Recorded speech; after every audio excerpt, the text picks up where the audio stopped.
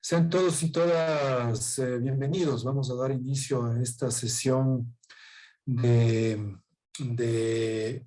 tutoría, de seguimiento, que es parte de este proceso de acompañamiento en la capacitación a la cual ustedes están accediendo. Como ustedes saben, es una capacitación que tiene como marco conceptual la democracia y la participación.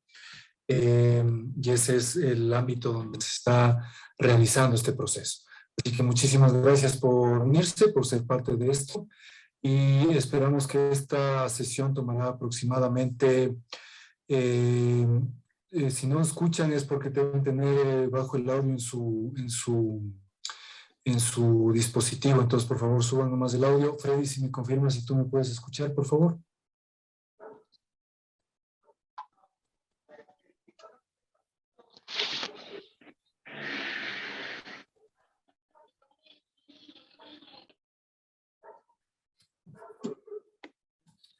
Freddy, si me escuchas. Sí, ¿se me oye bien? Sí, se escucha bien. Fantástico. Fantástico. Entonces, si tienen algún problema con el audio, no olviden subir el volumen, por favor, para que me puedan escuchar mejor. Bueno, como ustedes saben, este proceso lleva un acompañamiento, que son estas tutorías que nosotros estamos llevando a cabo para que ustedes puedan tener llamemos una fuente también de información si tienen algún tipo de duda, algo que esté pendiente. Nosotros en esta sesión, que como les había mencionado al inicio, tomará aproximadamente unos 40 a 50 minutos, vamos a hablar del marco normativo de la participación ciudadana. Nos vamos a centrar en ese ámbito y voy a proceder a hablar sobre algunos temas que son como temas necesarios para relacionados con la temática antes mencionada. Bueno, en la anterior sesión hablamos de la importancia del gobierno abierto, ¿no es cierto? Decíamos que el gobierno abierto es un proceso vital que nos lleva a tener acceso a información que se produce dentro y para el gobierno, ¿no es cierto? Tomando en cuenta que una fuente de información fundamental en estos procesos de creación de información es el Estado. El Estado en todos sus niveles. Estamos hablando del Estado nacional, el Estado regional, el Estado local. Entonces, antes de hablar del concepto de participación, tenemos que enlazarlo con lo que habíamos hablado en la sesión anterior, que era el del gobierno abierto. La participación se procesa, se fomenta, se fortalece justamente con estos espacios de acceso a información. El acceso a información es de vital importancia, como hemos hecho mucho énfasis, porque le permite a la ciudadanía tener información de primera mano sin filtros, llamémoslo así, que producen los gobiernos en diferentes niveles.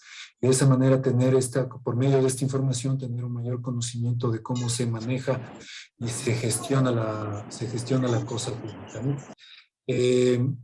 Esto es una herramienta de vital importancia.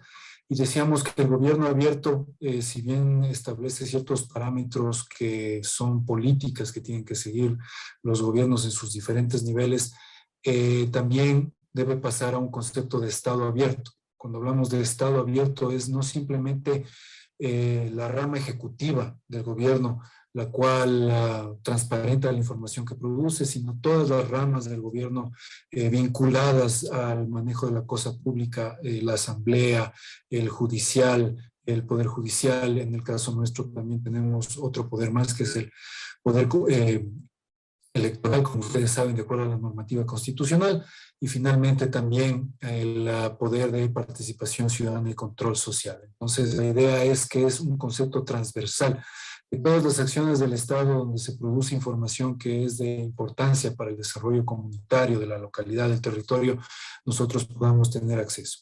Si no se tiene estas herramientas establecidas, digamos que el proceso de participación ciudadana se ve limitado y se ve mermado.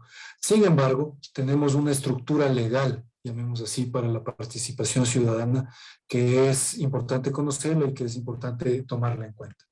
Como ustedes saben, en la parte final del módulo, de los diferentes módulos que se han desarrollado para este proceso de capacitación en primer nivel, tenemos aquel que dice el marco legal para la participación ciudadana en el Ecuador, ¿no es cierto? ¿Cuál es este marco legal y cómo se define este marco legal?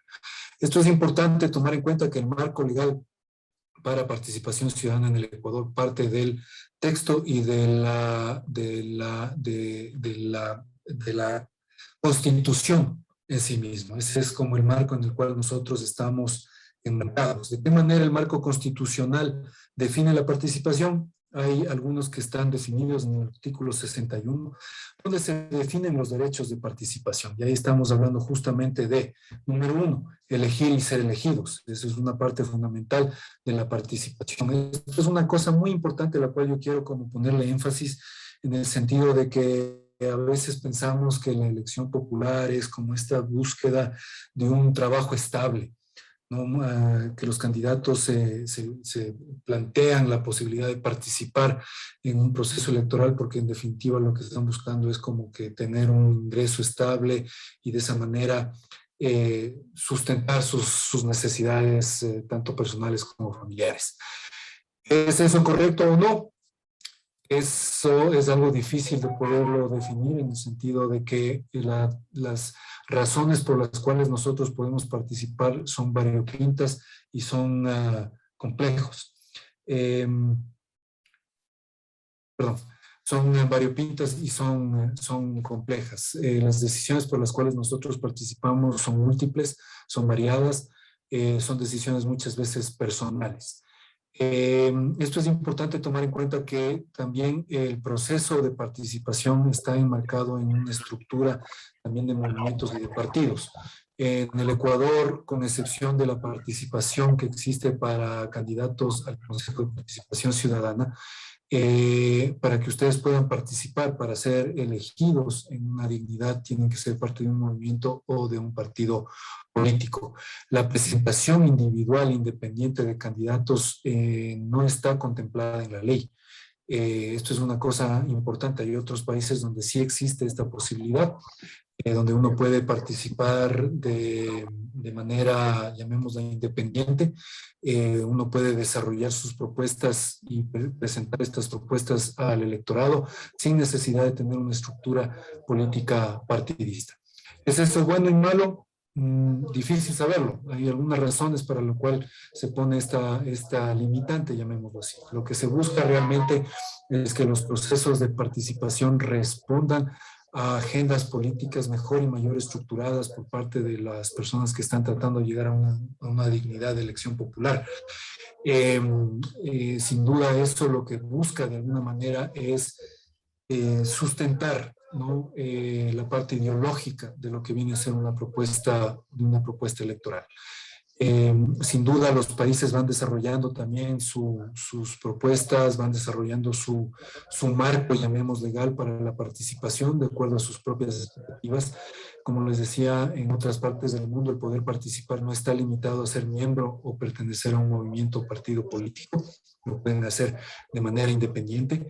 No sé si ustedes saben, pero por ejemplo, cuando ustedes ven la papeleta de votación en los Estados Unidos, estamos acostumbrados a pensar de que hay dos candidatos principales, ¿no? Del Partido Republicano y del Partido Demócrata, pero si ustedes ven la lista de candidatos que existen para la elección en los Estados Unidos, ustedes van a encontrar una multiplicidad de nombres de personas que están participando de manera independiente, e incluso hay la posibilidad, y eso también es una cosa que hay que anotarla, el elector puede escribir el nombre de una persona para la cual ellos creen o esa persona cree que debe participar o que debería ser elegido como presidente de la República. Como les digo, las estructuras electorales dependen un poco también de la tradición, depende del contexto, depende de una serie de factores. Y en el Ecuador, una de las, llamemos, características que denota el desarrollo democrático en el Ecuador es, por un lado, la obligatoriedad del voto ¿no? Como ustedes saben, en el Ecuador el voto es obligatorio, no es voluntario. Todas las personas, con algunas excepciones, deben votar. Aquellos que son mayores, adultos mayores, no votan más allá de 65 años. No es obligatorio. Extranjeros que están empadronados tampoco es obligatorio que voten. Y hay algunas excepciones, pero en general lo que ha ocurrido en el Ecuador es que el voto es obligatorio. Aquí lleva algo que habíamos mencionado en algunas de las sesiones anteriores, que era la necesidad de pensar si es que el voto debe ser voluntario o no. Hay personas que consideran que el voto debe ser voluntario, otras que consideran que no. Y la base fundamental para considerar de que el voto debe ser obligatorio es una base de legitimidad. Aquellas personas que desde una visión más, llamemos, académica, hablan de la necesidad de que el voto sea, obligatorio, es la necesidad de la legitimidad, dado la falta de institucionalidad que nosotros tenemos dentro del espectro, del marco democrático en el Ecuador. Como ustedes saben, el Ecuador no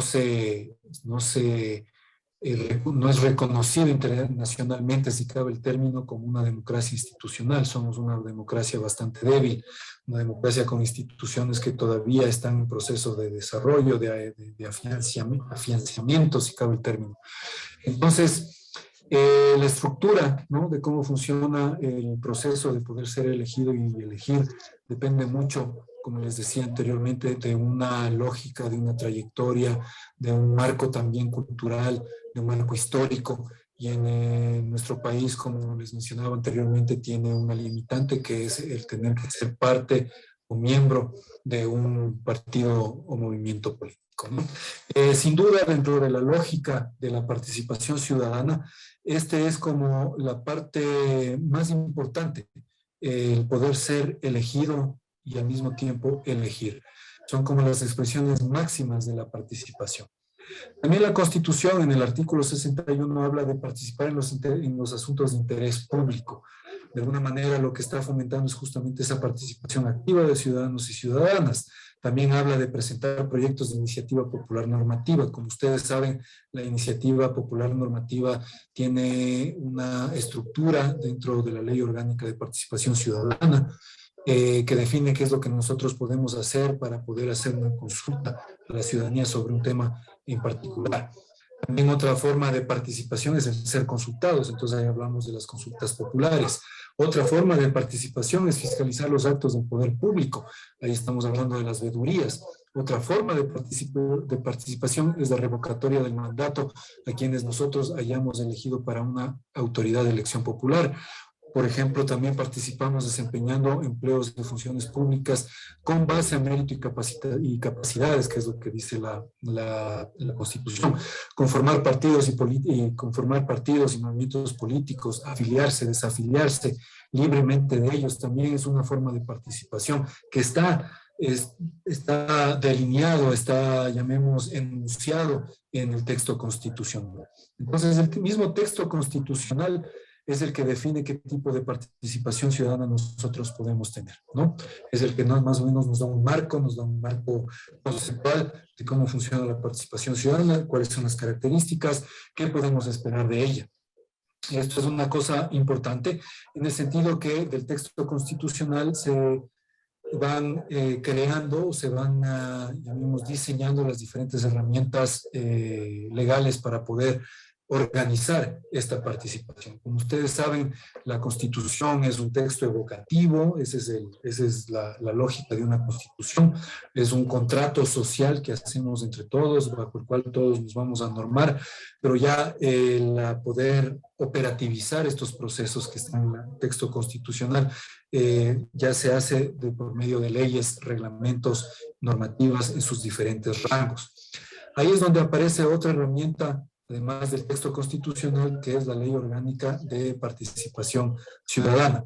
Sin embargo, antes de hablar de eso, también hablamos de que en el artículo 95 de la Constitución se habla que existen espacios de participación, como por ejemplo, que lo podemos hacer de manera individual o lo podemos hacer de manera grupal, podemos hacerlo en asuntos públicos o también en el control de instituciones del Estado, y se debe ejercer este proceso a través de mecanismos de democracia representativa directa y comunitaria. Como habíamos hablado, habíamos visto al inicio, en el primer módulo, hay diferentes tipos de democracia. La democracia representativa, como habíamos dicho, es aquella donde nosotros elegimos a una persona y esa legitimidad le da la capacidad de decidir por nosotros. La democracia directa es aquella donde nosotros ejercemos directamente ese voto, y la comunitaria es aquel que grupalmente tomamos decisiones. También en el artículo 96 de la Constitución reconoce que las formas de organización son diversas. La forma de organización, de cómo nosotros nos organizamos, de cómo nosotros nos estructuramos, de cómo nos ordenamos, también es una forma de participación.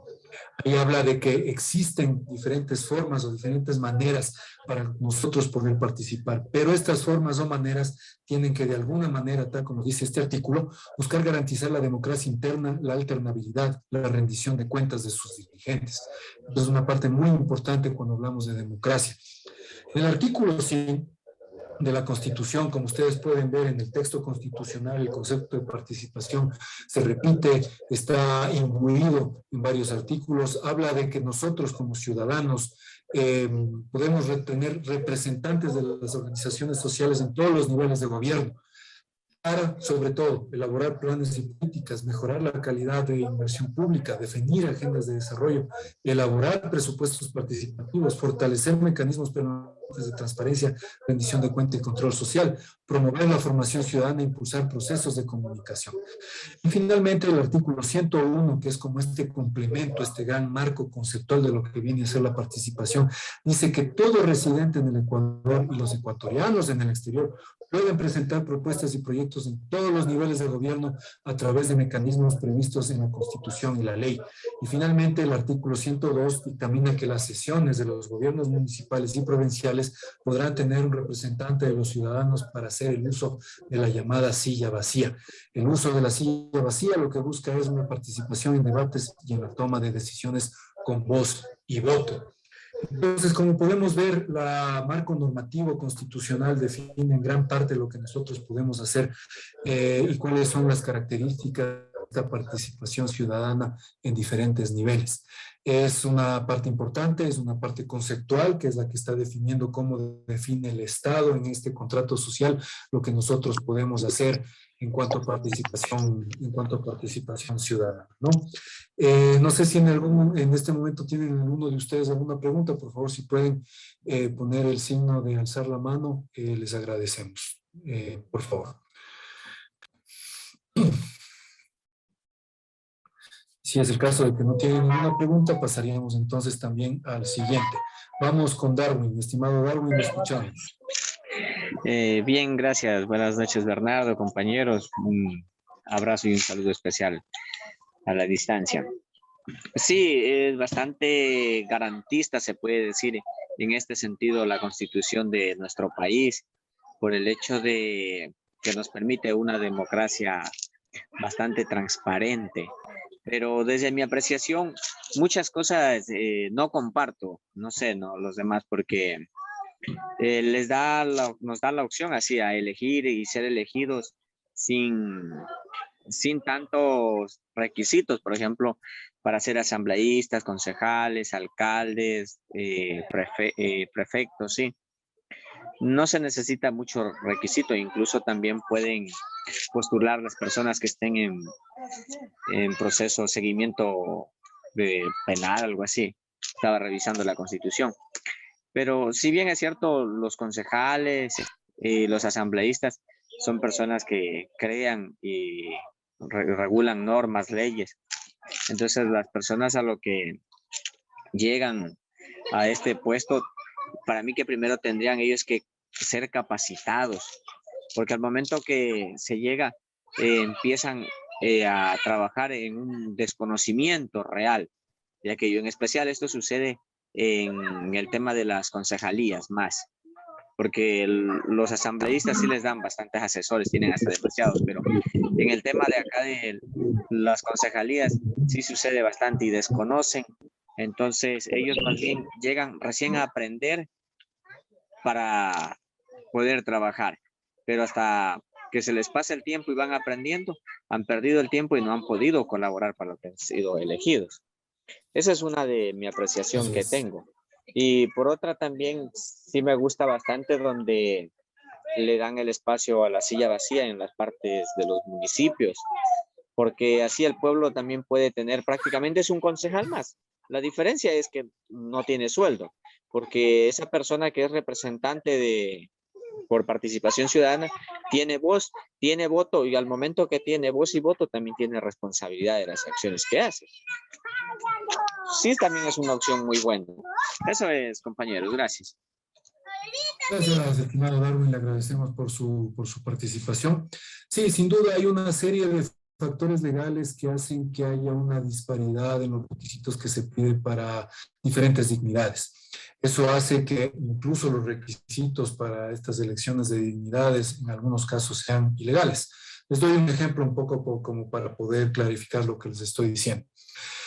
Para poder ser presidente, uno tiene unos requisitos que están establecidos en la normativa. Tiene que tener cierta edad, tiene que tener la nacionalidad, ser ecuatoriano de nacimiento, tiene que también de alguna manera cumplir con unos requisitos básicos, pero por ejemplo, como ustedes saben, el Consejo de Participación Ciudadana con la consulta anterior, si no me equivoco, del 2018, hizo que los personeros que son parte del Consejo de Participación Ciudadana también sean elegidos por votación popular.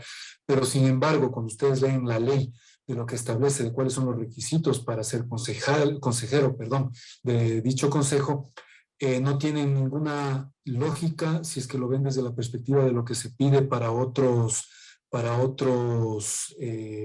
dignidades. Por ejemplo, para ser consejero del Consejo de Participación Ciudadana, uno tiene que tener educación de tercer nivel, tiene que haber atestiguado que ha hecho trabajo de participación ciudadana, tiene que tener una serie de requisitos que sin duda hace que no sea, que haya disparidad en la ejecución o en la aplicación de la ley. Efectivamente, como dice Darwin, aquí la pregunta es, ¿deberíamos poner entonces algunos requisitos a quienes nos representan? ¿Deberíamos buscar con un rasero, llamemos, poner una serie de limitantes para que no todos puedan participar, porque solo las personas que cumplan con estas características lo podrán hacer? Son preguntas que son válidas, por supuesto, no hay una respuesta que necesariamente es la respuesta verdadera. Cada uno de nosotros tenemos nuestra propia posición al respecto y lo sabremos defender en ese sentido. Una de las razones por las cuales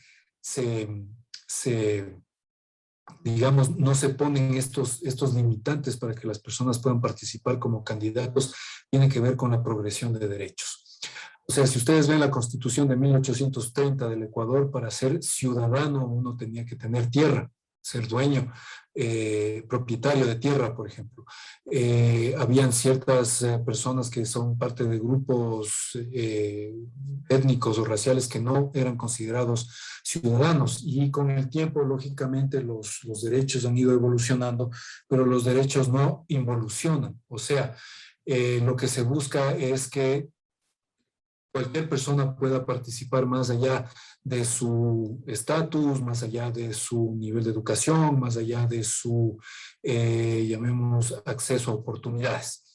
Y esto es el resultado de un proceso histórico de desarrollo político que nos lleva a ese punto donde justamente las personas tienen esta facilidad de participación. Ahora, lo que dice Darwin es si es que las personas que van a ser candidatos deberían tener algún tipo de preparación. Ese es también un buen punto. Esa preparación, la pregunta es, ¿vendrá de nosotros mismos? Tenemos que tener una estructura que prepare a los candidatos, y ahí es la importancia de los movimientos y partidos políticos, estimado Darwin, porque justamente esa participación, digamos, esa preparación de quienes quieren llegar a una dignidad de elección popular tiene que venir justamente de los partidos políticos.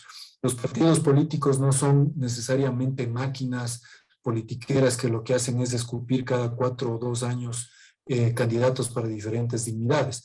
La lógica del partido político es que es una institución electoral política que tiene que ir fomentando la capacitación de sus miembros, tiene que ir fortaleciendo las capacidades de quienes son parte de ese movimiento, de ese partido, tiene que haber una instrucción política, los partidos responden a una ideología, y son cosas que en la teoría están escritas en la ley, pero que en la práctica realmente no funcionan. Como ustedes saben, la estructura de los partidos políticos en el Ecuador generalmente son máquinas electoreras, perdón, que cumplen con una función cada cierto tiempo, y por eso tenemos candidatos que sin duda vemos su calidad cuando llegan a posiciones de elección popular.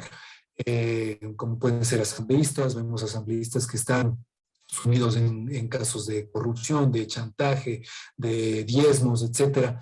Y claro, nos hace pensar sobre cómo está organizado el proceso político en nuestro país. Sin duda, son preguntas válidas desde diferentes perspectivas. Un poco como continuando con lo que estamos aquí conversando, otro de los marcos legales que definen este proceso de participación ciudadana es la Ley Orgánica de Participación Ciudadana. Como ustedes saben, hay diferentes rangos de leyes en el Ecuador, y cuando hablamos de una ley orgánica estamos hablando justamente de una ley que de alguna manera tiene un ámbito transversal, que tiene una importancia más relevante que una ley ordinaria. Cuando hablamos de la Ley Orgánica de Participación Ciudadana, hablamos de algunos principios de cómo se define la participación ciudadana. Estos principios incluyen igualdad, incluyen interculturalidad, incluyen plurinacionalidad, incluyen autonomía, incluyen deliberación pública, respeto a la diferencia, paridad de género, responsabilidad, corresponsabilidad, información y transparencia. Esta es una parte muy importante cuando hablamos justamente de participación, lo que decía anteriormente, el Estado abierto, el gobierno abierto, el acceso a la información es vital para poder lograr una participación activa.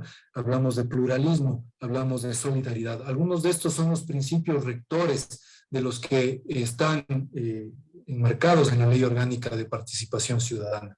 Por supuesto, la Ley Orgánica de Participación Ciudadana, además de estos ejes rectores, también habla de otras cosas, como por ejemplo, cómo se hace una veeduría, como por ejemplo, para qué sirve el Consejo de Participación Ciudadana, como por ejemplo, cuál es el proceso de elección de los consejeros del Consejo de Participación Ciudadana, cuáles son sus funciones, qué es lo que tiene que hacer.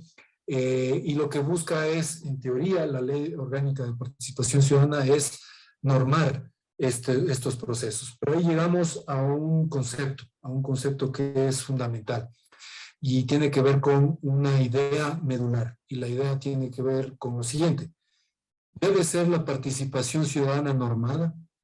¿Se debe crear una ley para poder normar esta participación ciudadana? ¿O la participación ciudadana es algo, llamemos, que debe surgir desde la sociedad en sí misma, que es algo espontáneo, que tiene una estructura que responde a las necesidades de las comunidades, de las personas, y no necesariamente necesita estar normada? Esa es una pregunta que muchos académicos en diferentes niveles se hacen, si es que es necesario tener una ley orgánica de participación ciudadana. Me gustaría saber qué es lo que piensan ustedes. ¿Ustedes creen que la participación ciudadana debería ocurrir de manera espontánea o necesitamos una ley que reglamente esto? ¿Qué es lo que ustedes opinan? Tal vez si alguien quiere levantar la mano para darle paso, fantástico. Si no, podría yo pedirle a alguien que nos pueda dar su opinión. Por ejemplo, Antonio Sarango, cuéntenos, Antonio, ¿cuál es su perspectiva? Muy buenas noches. ¿Sí me escuchan, no? Sí, se escucha perfecto.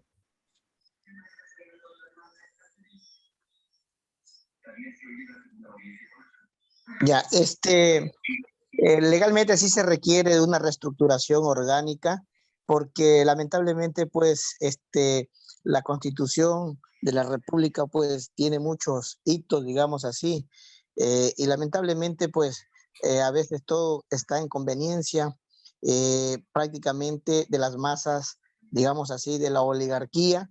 Prácticamente yo he analizado, he visto que más que todo la democracia en el país no existe, ¿sí?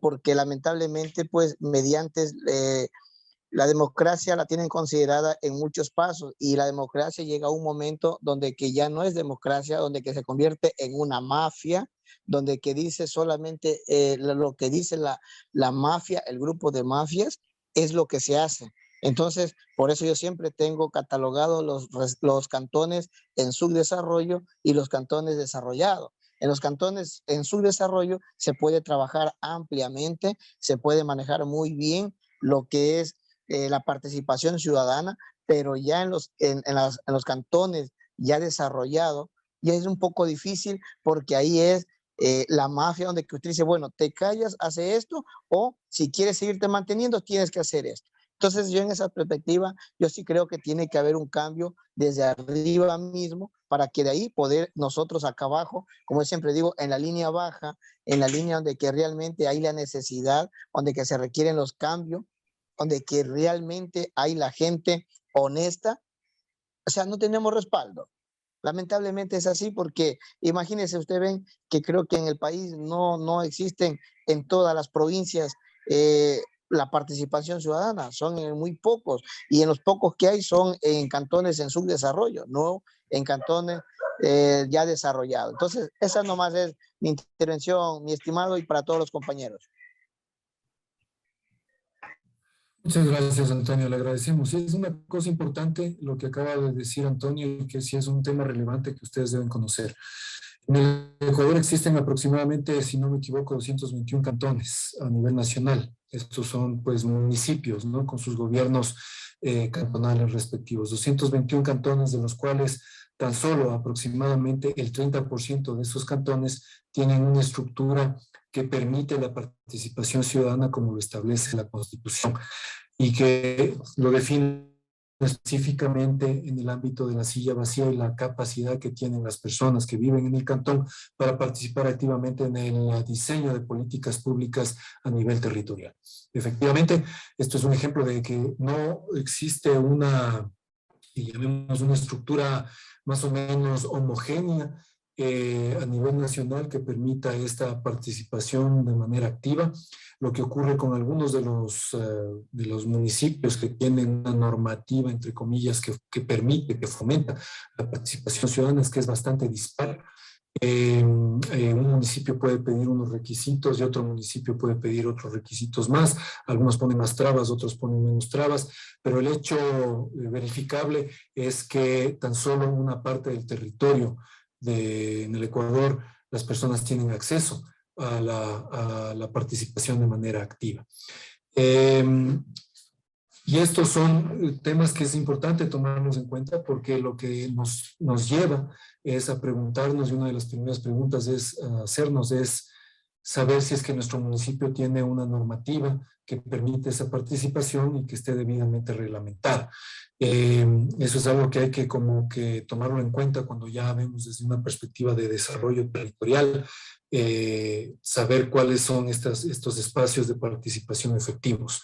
Recuerden que hay otros espacios de participación efectivos, como son los consejos consultivos. Como ustedes saben, existen, de acuerdo a la ley, ciertos espacios como consejos consultivos que no todos están conformados, que no todos están activos, pero que están estipulados legalmente para su existencia. Es algo importante en el sentido de que si yo quiero participar, sí sería interesante que ustedes hagan una revisión jurídica, legal, de cuáles son las leyes que definen, que enmarcan, que fomentan la participación ciudadana, para saber si es que existe legalmente la creación de un consejo consultivo. Existen consejos consultivos en casi todos los ámbitos. Por ejemplo, ustedes seguramente conocen o saben que existe un consejo consultivo para el desarrollo del Plan Nacional de Desarrollo.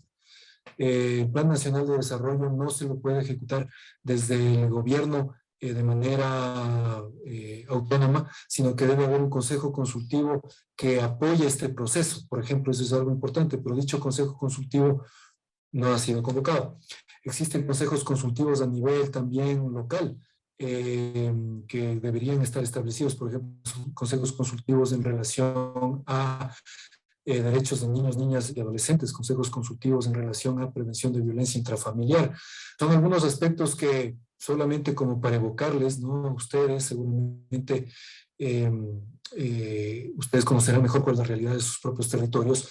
Existen estos espacios de participación activa que no están debidamente estructurados, que no están debidamente, llamemos, impulsados por parte tanto de los gobiernos locales, así también como de la ciudadanía.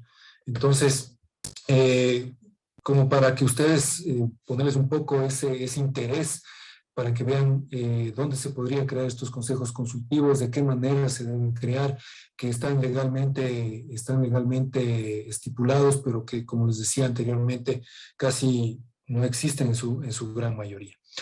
Muy bien, continuando con este marco conceptual legal, llamemos así, de la Ley Orgánica de Participación Ciudadana, hay otros ámbitos también que establece la ley y que son también espacios de participación activa. Estamos hablando, por ejemplo, de procesos de iniciativas,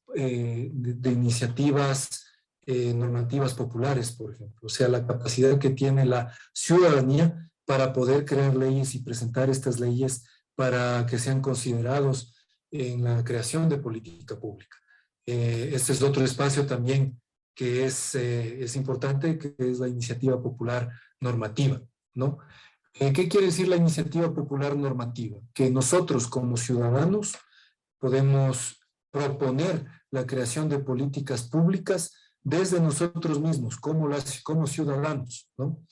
Y esto es una parte importante en el desarrollo de la política pública, porque lo que busca es que a través de nuestra participación nosotros podamos tener no solamente un rol, en cierta parte pasivo de veeduría, de poder hacer un seguimiento de lo que hacen los gobiernos en sus diferentes niveles, sino que de manera activa nosotros también podamos presentar políticas públicas, de desarrollo de políticas públicas, y que estas políticas públicas puedan ser debatidas, puedan ser mejoradas, puedan ser ampliadas, y esa es una parte muy importante. Esta ley incluye la Ley de Participación Ciudadana, o la Ley Orgánica de Participación Ciudadana, incluye este concepto de iniciativa popular normativa. Ahora, esto es algo importante. Como yo les decía, los derechos son progresivos. Realmente este concepto de iniciativa popular normativa aparece en el Ecuador en el texto constitucional de 1967, donde en el texto constitucional dice que se garantizará a los ciudadanos ecuatorianos el derecho a participar activamente en la vida política. Ese es el artículo 69 de aquella constitución del 67. En la constitución del 78, que es la constitución que marca el inicio del periodo democrático, si lo podemos llamar así, consta como un derecho ciudadano el deber de reglamentar el ejercicio, que anteriormente habíamos mencionado, y reconoce la iniciativa popular para reformar la Constitución y para la reforma y expedición de leyes. El ejercicio de este derecho lo regulará la ley. Eso decía el artículo 65 de aquella Constitución. Entonces, esto es algo importante también para entenderlo. A veces, por desconocimiento histórico, pensamos que estas herramientas, que estos procesos fueron creados, ya vemos así, en la Constitución del 2008, pero como ustedes ven, al ser procesos progresivos de derechos, ya vienen con su historia, ¿no? En la Asamblea Constitucional de la Constitución del 98 se establecieron los requisitos básicos, como por ejemplo el porcentaje de ciudadanos del padrón electoral para poder apoyar una propuesta, y dice que en aquel texto podrán presentar proyectos de ley un número de personas en goce de los derechos políticos equivalente a la cuarta parte del 1% de aquellas inscritas en el padrón electoral. Y ya finalmente en el 2008 se reitera este requisito de respaldo ciudadano expresado con firmas recolectadas en formularios entregadas al Consejo Electoral, al Consejo Nacional Electoral, quien tiene un plazo de 180 días para que se tramite la propuesta, o caso contrario entre en vigencia con el Ministerio de la Ley. ¿Qué quiere decir eso? Que ustedes pueden tener un número de firmas recolectadas en formularios que son entregados por el Consejo Nacional Electoral para presentar una ley, y si es que esa ley pone un plazo de 180 días para la Asamblea Nacional para que tramite esta propuesta, y si no la tramita pasa a entra por vigencia del Ministerio de la Ley, posibilita entonces una participación activa. Pero esto es algo interesante, la iniciativa popular normativa es muy poco utilizada, o casi nadie se la ha utilizado o casi nadie ha desarrollado esto para proponer una ley, un texto de ley. ¿Por qué? Por algo que habíamos mencionado en parte de los módulos, y es que los requisitos implican tener la capacidad de levantar un número específico de firmas, ¿no? Entonces, por ejemplo, cuando yo quiero hacer una iniciativa popular normativa, yo tengo que tener un proyecto de ley con un título, con un nombre, tengo que tener una exposición de motivos. Como ustedes saben, toda ley tiene una exposición de motivos, que es una base legal, constitucional, en la cual se sustenta. Tengo que tener una propuesta adecuada, debidamente redactada, y este escrito inicial tiene que tener de manera clara cuáles van a ser las identidades de los miembros de la Comisión Popular Promotora, conformada por personas naturales o personas jurídicas o por portavoces de agrupaciones que respalden la iniciativa. Tienen que tener las firmas de respaldo de acuerdo a la Constitución y la ley, y la descripción de la propuesta normativa, es decir, de la propuesta de ley. Esta es una herramienta bastante interesante que implica un trabajo de recolección de firmas, de concatenación, llamemos de coordinación entre grupos, pero como les digo, a pesar de que es una herramienta bastante interesante y útil, es muy poco utilizada. ¿Por qué? Porque tiene que ser admitida, hay un proceso de admisión que tiene que definir si es que las firmas son válidas. Tiene que haber una tramitación de iniciativa popular normativa por parte del Consejo Nacional Electoral.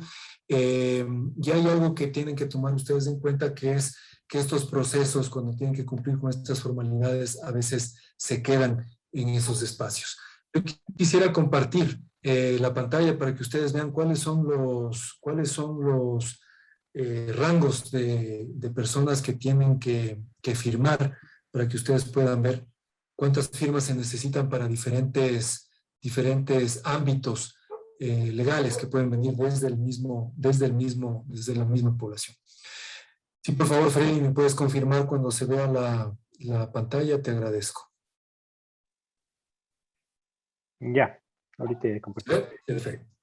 Aquí ustedes ven el cuadro, que es el trámite de iniciativa ciudadana y sus requisitos. Tienen el trámite, ¿qué trámite es? El porcentaje del padrón requerido, lo que vienen a ser las firmas necesarias, quién califica esto y el plazo para calificar. Entonces, por ejemplo, tienen creación, reforma o derogación legislativa. Ustedes necesitan el 0,25% del padrón, que vienen a ser en términos cerrados más o menos 30,000 firmas. Esto lo califica la Asamblea Nacional, y el plazo de calificación es 180 días. Presentación de reforma constitucional, por ejemplo, se puede reformar la Constitución desde la misma ciudadanía. Aquí se requiere, un porcentaje del 1% del padrón, que vienen a ser aproximadamente 120,000 firmas. Esto lo califica la Asamblea Nacional y el plazo de calificación son 365 días. Una convocatoria a consulta nacional popular requiere el 5% del padrón, que viene a ser 500,000 aproximadamente de firmas. Quien califica esto es el Consejo Nacional Electoral en 15 días.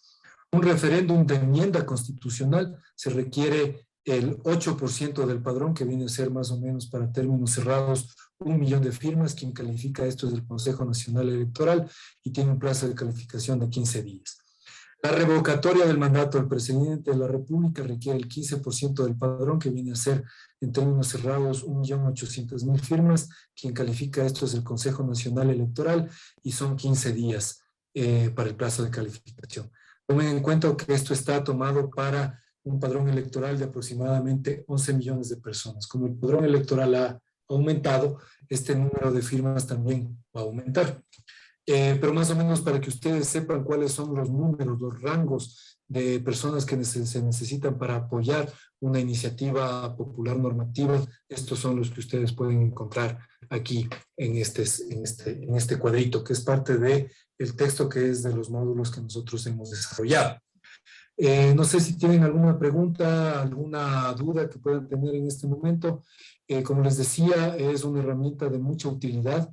Permite que la ciudadanía pueda participar activamente en el diseño de políticas públicas, pero como les mencionaba anteriormente, se ve muy limitada porque se requiere un porcentaje de firmas del padrón electoral. No sé si tienen alguna pregunta, porque estos eran los temas que estaban previstos topar en esta tutoría, así que abriría el espacio para ustedes si es que quieren, tienen alguna idea, algún concepto. pueden también levantar la mano para darles el micrófono.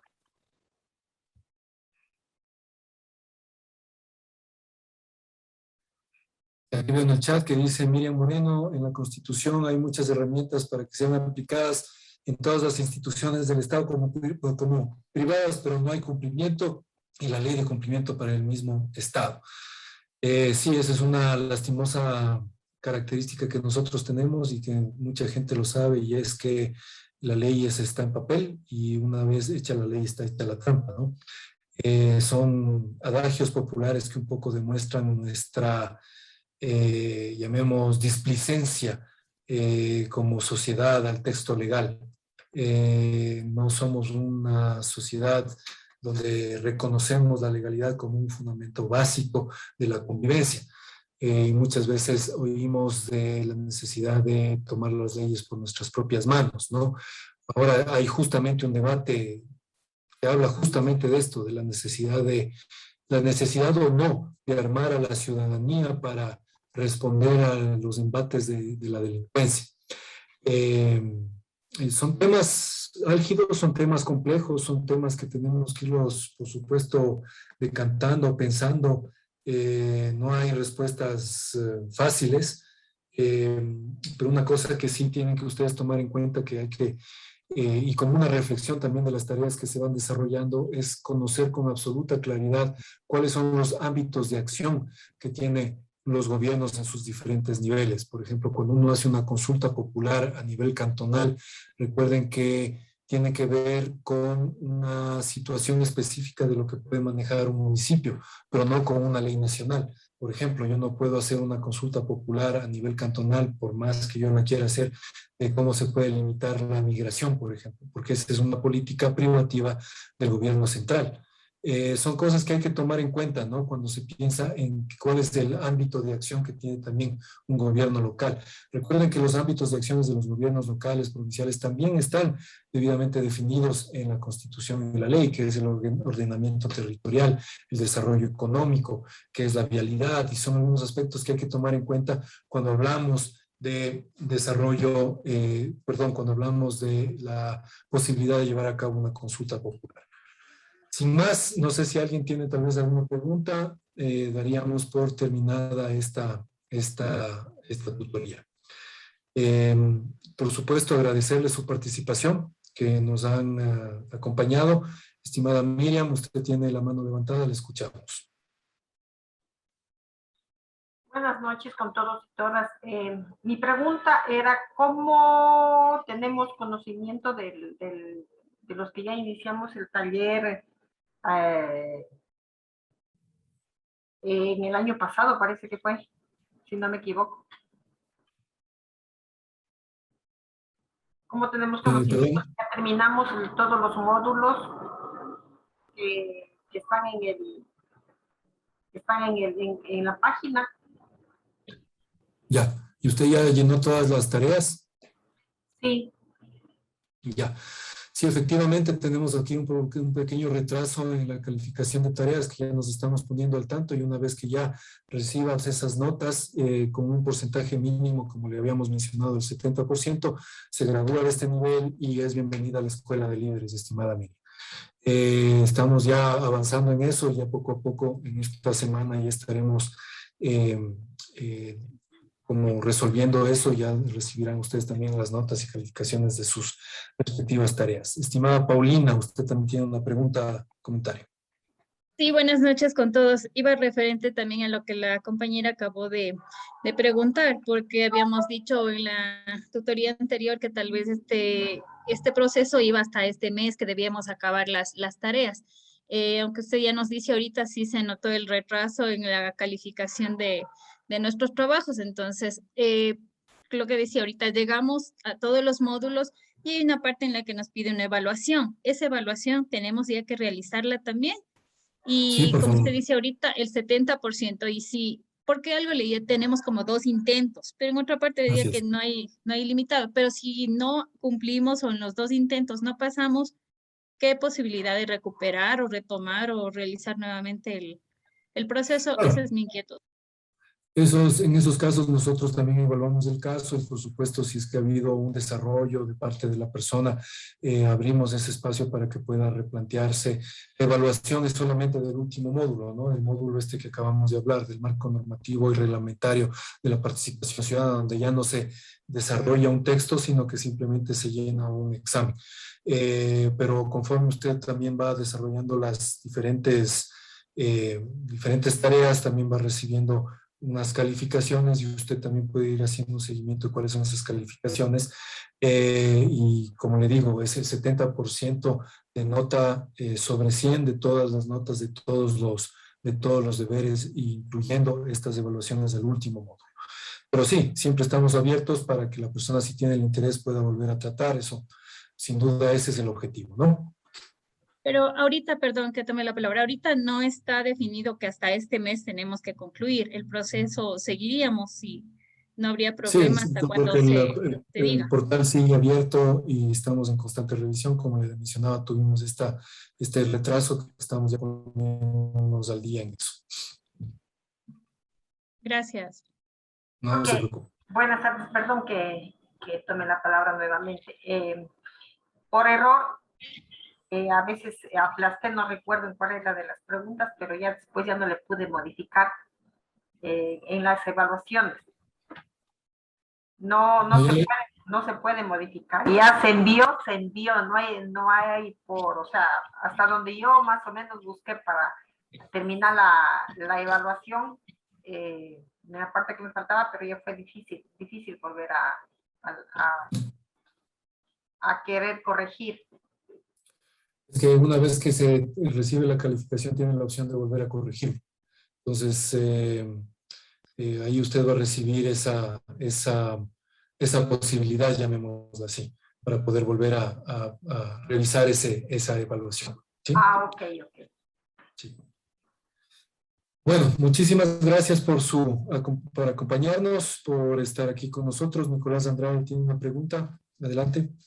Sí, muy buenas noches. Mi inquietud es, ¿hasta cuándo hay la posibilidad de llenar todos los talleres y las pruebas? ¿Hasta qué día más o menos podríamos nosotros terminar todas? Bueno, eso es una situación, llamemos que depende mucho de lo que ustedes tengan acceso, tiempo. Entonces no es que tenemos unos plazos establecidos para que puedan llenar eso, es más como el interés de cada uno, cómo van llenando y complementando esos diferentes módulos. Entonces, señor Nicolás, puedes hacerlo más o menos de acuerdo a tus tiempos y nosotros seguimos con ese seguimiento, ¿no? Perfecto, muchísimas gracias. Bueno. Muchas gracias por su participación. Les mandamos un afectuoso saludo y seguiremos entonces en contacto para una siguiente tutoría en el ámbito del marco legal de la participación ciudadana. Así que hasta pronto, saludos y por favor manténganse sanos.